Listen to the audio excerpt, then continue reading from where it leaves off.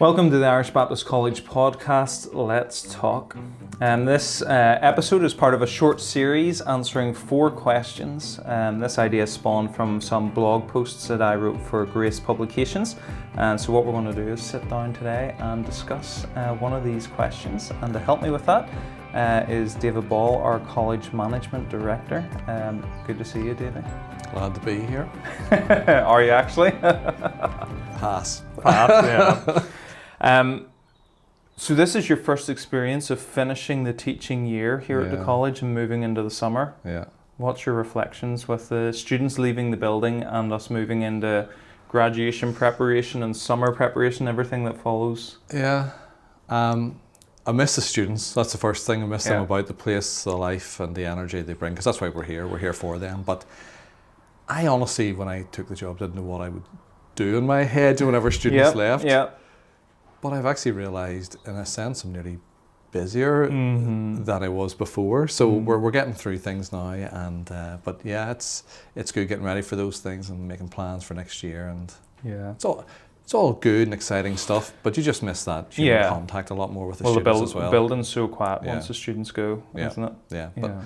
But plenty to be doing, so that's good. For sure. Yeah. Yes, I always have to pause whenever people ask me, when do you finish for the summer?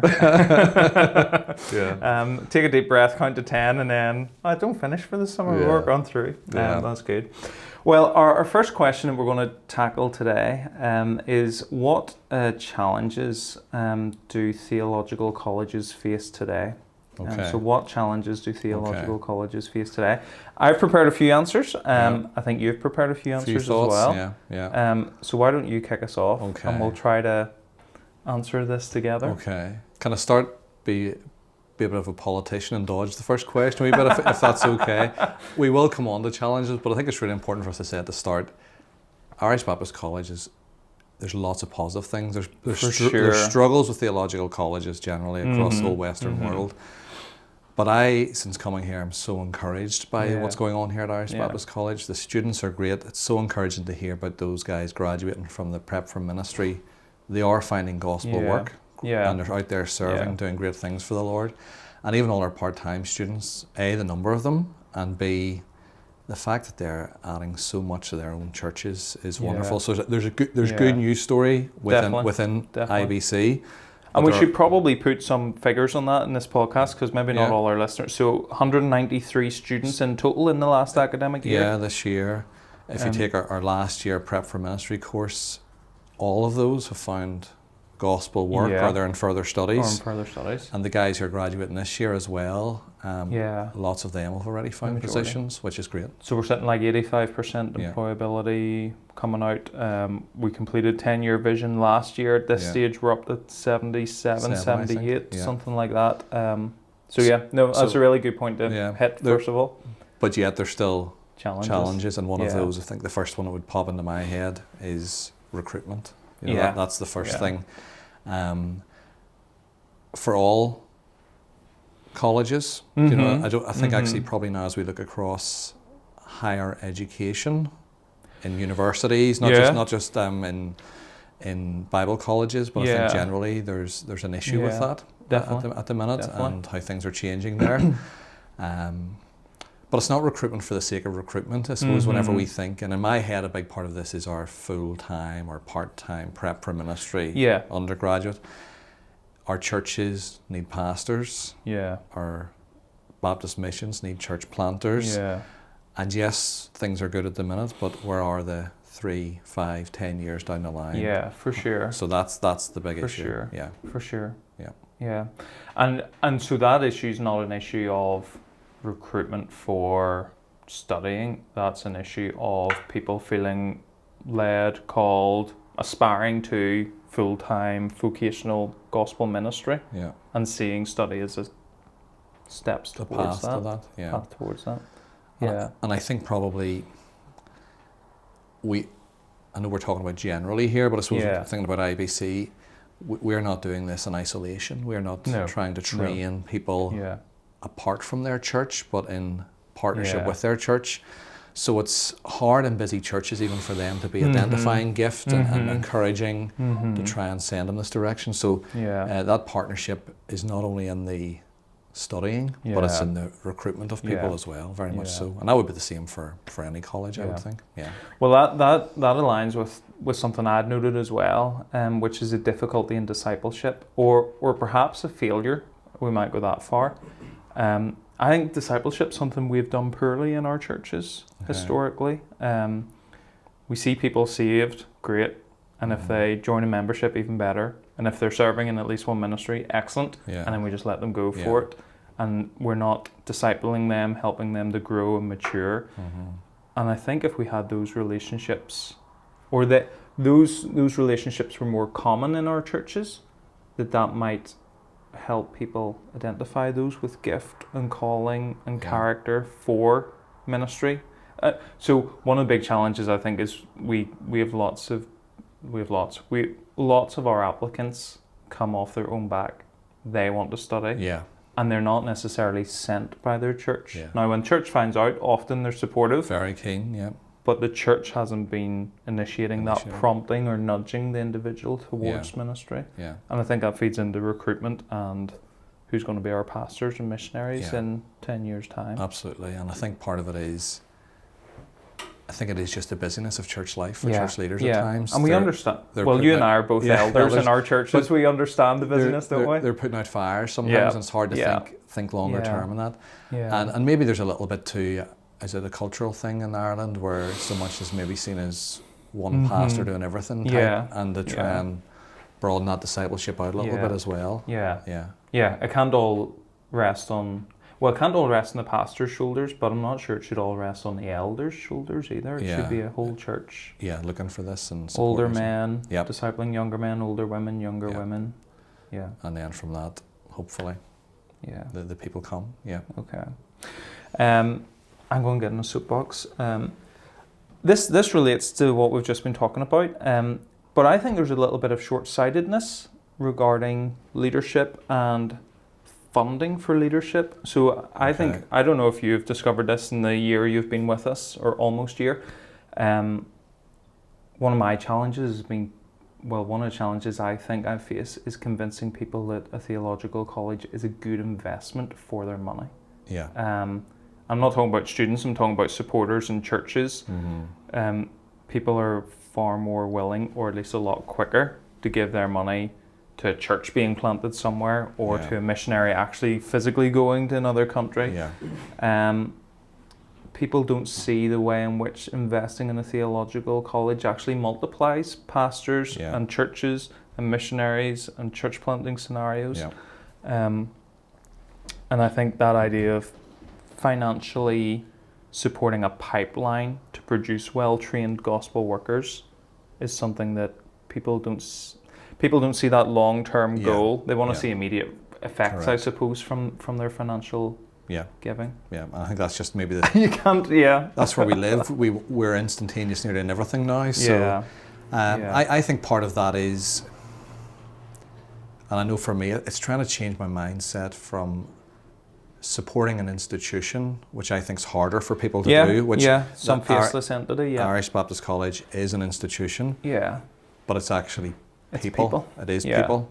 So whenever you are investing in Irish Baptist College, you're investing in pastors, missionaries, youth workers, elders. The same way as in Baptist missions, you're given straight to missionaries or church planters. It is the same, but it's just, I think people think of a name of a building rather than actually thinking in terms of these are people we're investing in. And I think it's to try and change our mindset a little bit to think that way a little bit. And we as a college, I think, have to work on that and letting them see our students and who they are and how to pray for them and realise this is about people. Well, I think you've done a great job on that with the College Connect. The monthly newsletter now includes stories from students from a range of courses as well, which is important. And it's just about keeping that idea that this is all about people. It's about relationships. It's about, as you say, investing in the future. And we're not saying these people are called of God. God has gifted them. Our job is simply to help them be equipped better for a Yeah. lifelong of Yeah. ministry. Yeah. And I think part of training will help people sustain ministry over a Definitely. longer period of Definitely. time, rather than Definitely. just going into something, either burning out or realizing Yeah. I haven't got the building blocks in place. So Yeah. it's an important first step. It is along Yeah, the it's way. vital. Yeah. Especially if you're going to last the length. Yeah. And I suppose maybe that also seeing that financial input isn't just for full-time workers, but we think of how many people are on our foundations course in four locations, and those people tend to be Sunday school teachers, deacons, youth ministry leaders, and so your investment is equipping everyday members in our churches with the challenges of weekly ministry that they're engaged in, on top of their full-time job and family life and whatever else. I suppose if you think about it in terms of this year, if you have supported the Irish Baptist College, I know people are praying for it, but financially, you have actually supported 193 people who are serving mainly on the island of Ireland.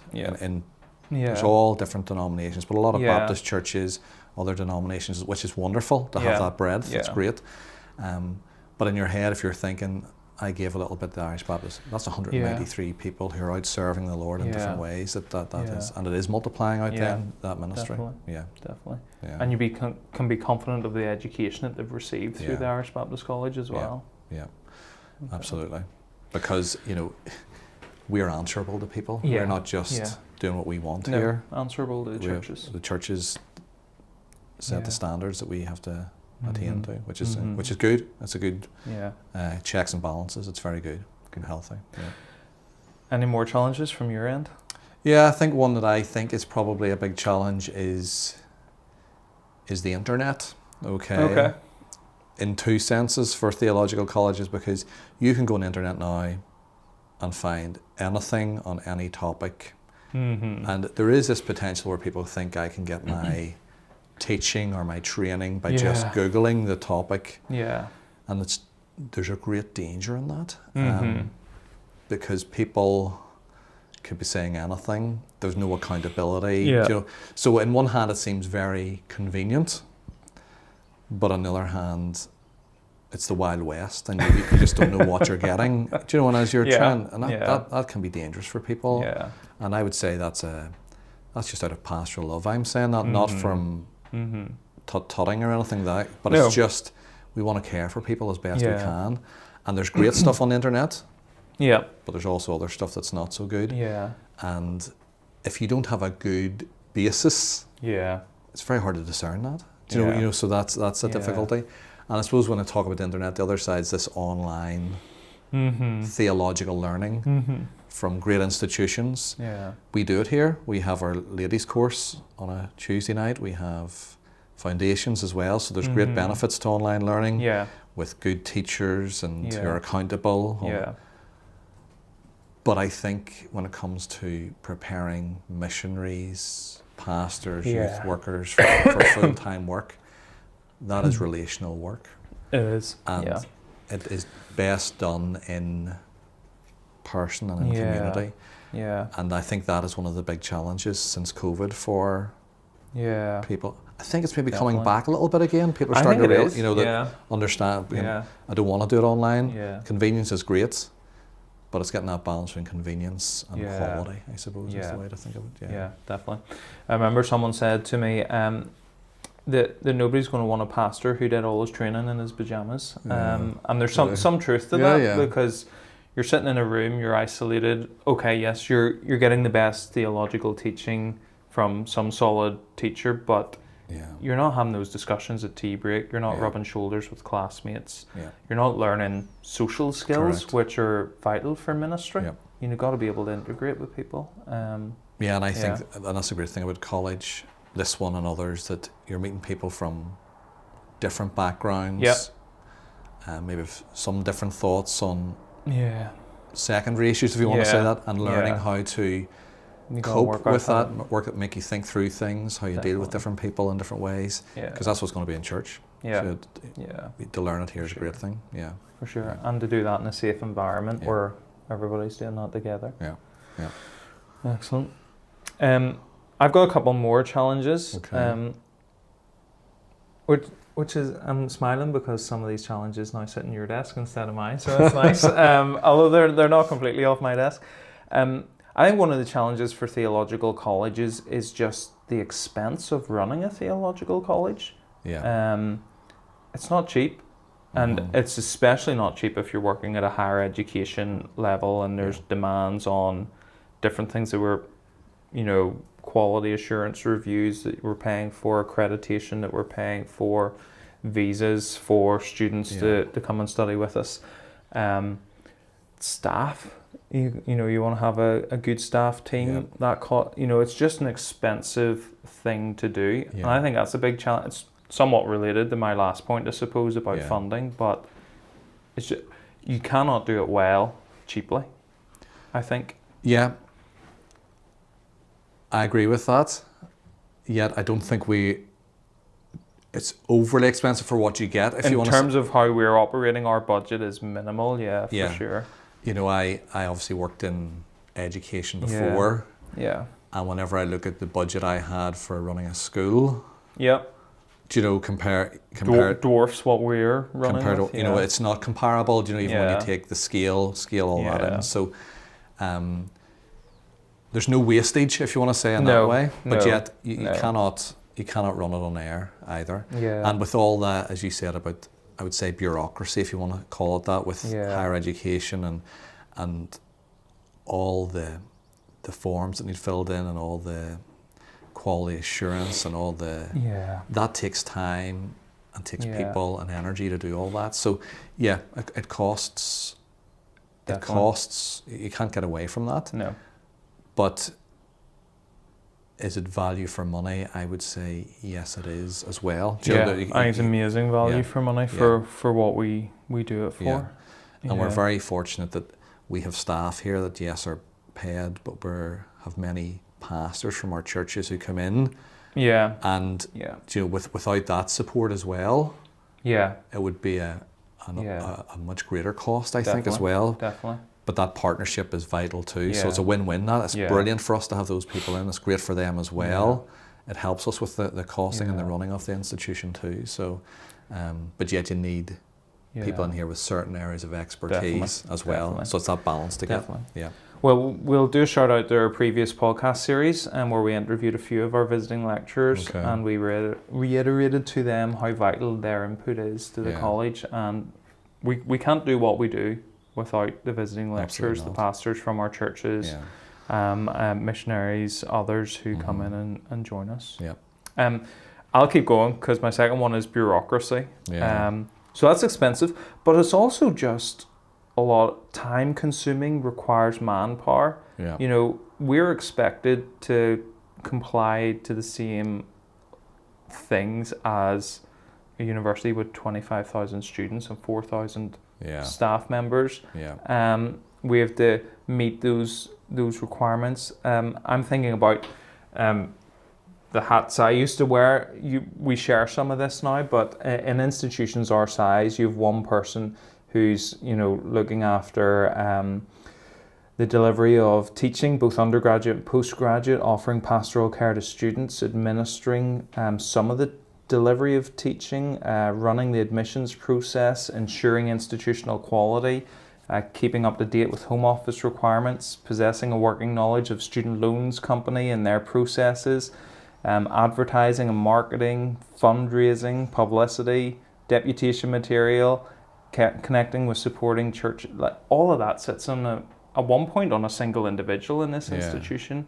You go to other places, they have one person employed for each of those different things. Yeah. So it's just a huge level of bureaucracy, and I think we've started to divvy that out. I think so. I'm not sure, in quite a good way, but all of us are still wearing more than one hat. Yeah, and I think probably as you read that list, I nearly fell asleep listening. I'm sure the people listened to, but that is bureaucracy. That's is boring. The bureaucracy. It is boring. It is boring, but it's essential. Yeah.